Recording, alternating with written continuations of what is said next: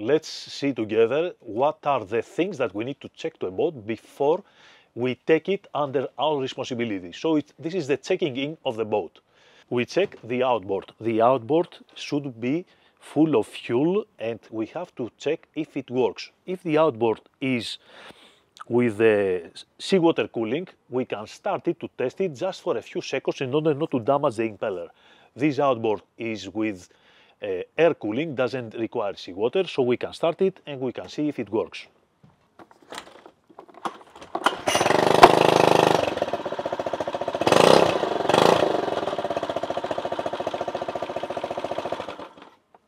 Outboard works, and preferably, and this is what we will do now, we will turn off the fuel, the switches, and then we will start it to drain all the fuel that it has inside the pipe system so we can have better start the next time, or else it's going to be stuck. One of the pumps that we need to check is the hand pump, which is the manual pump, 100% manual, which is over here. Here is the access, and we have to know also where is the lever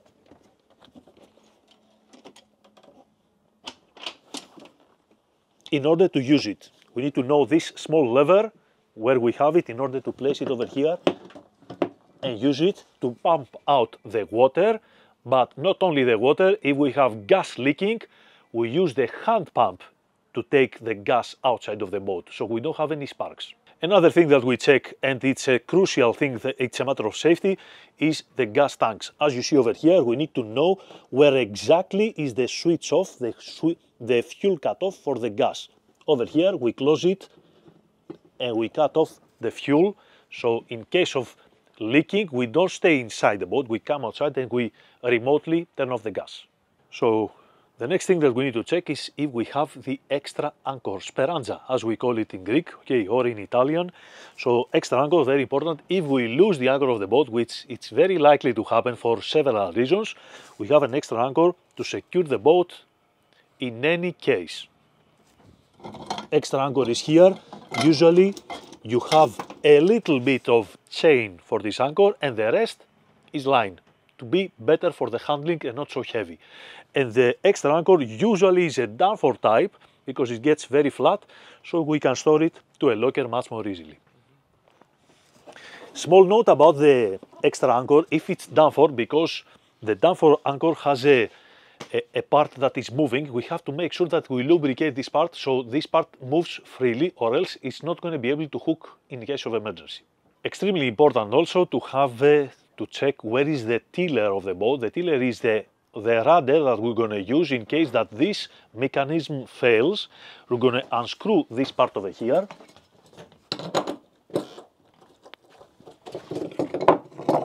And here we have direct access to the rudder. So we get the tiller and we can place it over here, and now we can drive the boat. Preferably, if we want to steer it better, we center the rudder and we place it like that and we steer it from behind so we can turn. You see how I'm turning now the rudder, but if this is disconnected, it turns even more easily. I'm going to go to that side, I push it from behind to that side. I'm going to go to that side, I push it from behind to that side.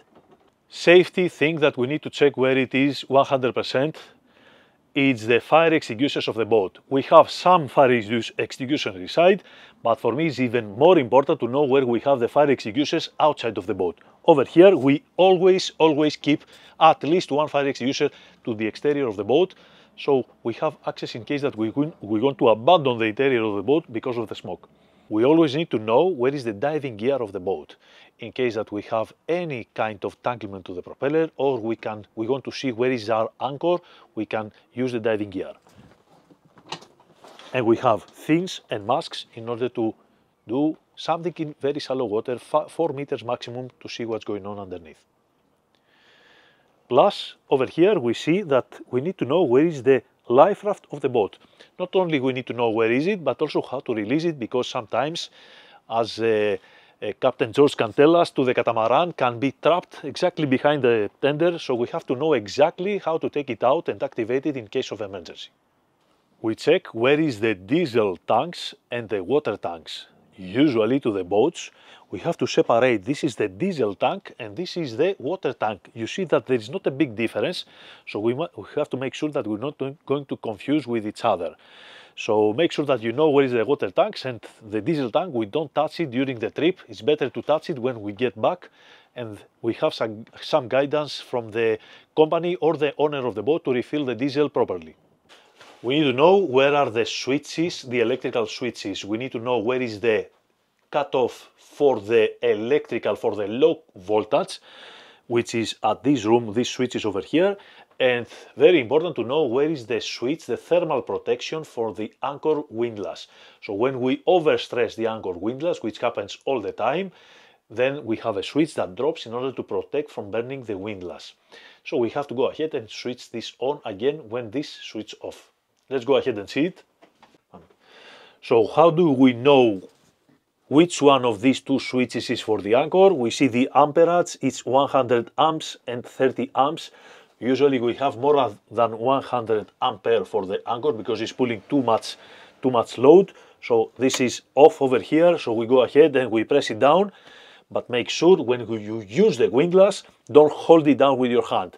Let it switch off again automatically, let some time for the windlass to cool down, and then you can switch it on again.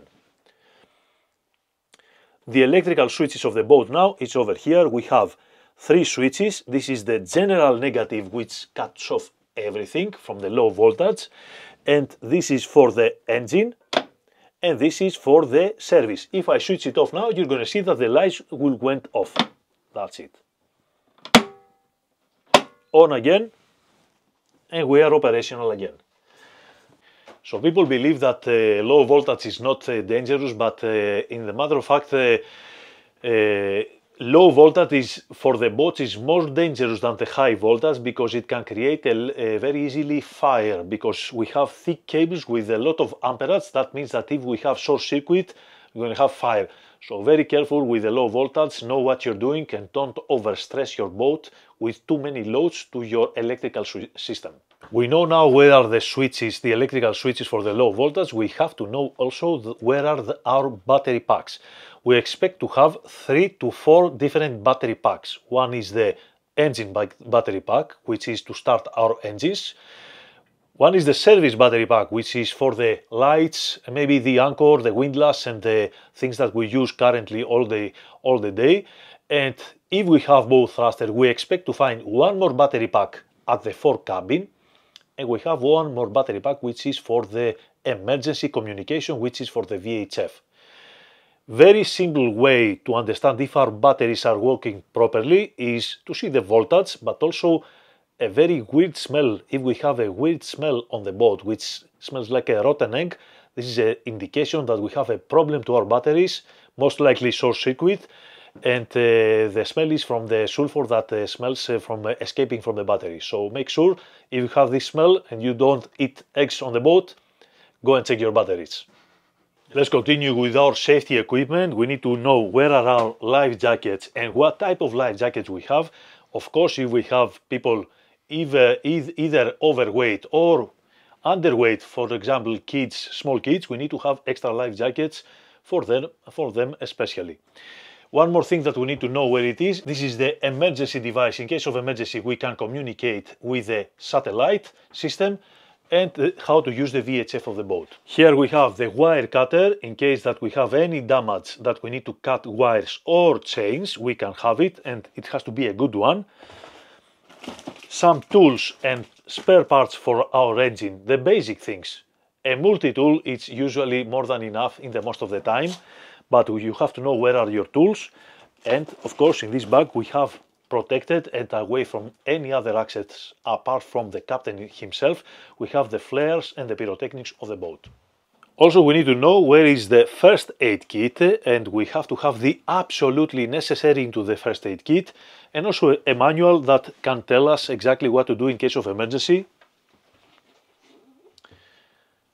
Specifically now for the first aid kit, we have to mention that we are not doctors, we are not specialized to give a treatment to people that are sick, but the people that we have on board, they need to tell us what kind of medical condition they have, where do they keep their pills, where do they keep their communication, the emergency communication with their doctor, so we can have a safety trip together.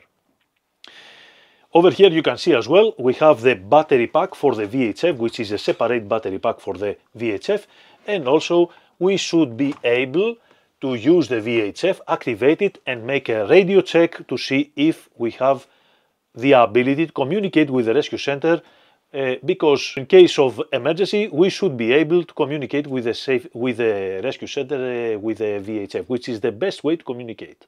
Last but not least, and trust me on that, everybody will be, let's say, they're gonna face this as a problem all the time. We have to know how to switch from tank to tank in case that one tank is finished from water.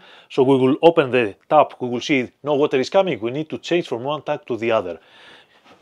On this boat, and usually to all the boats, you're gonna see that the water tank switches are usually next to the pump.